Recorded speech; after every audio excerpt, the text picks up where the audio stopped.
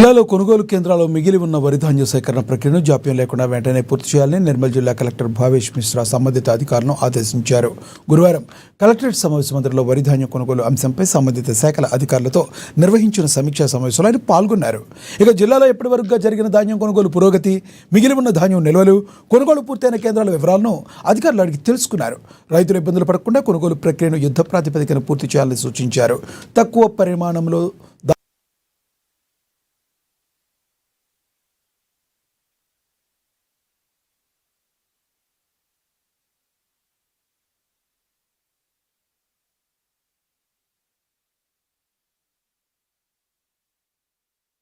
ప్రక్రియలో ఎటువంటి అంతరాయం కలగకుండా అధికారులు పరస్పర సమన్వయంతో పనిచేయాలని ఆదేశించారు.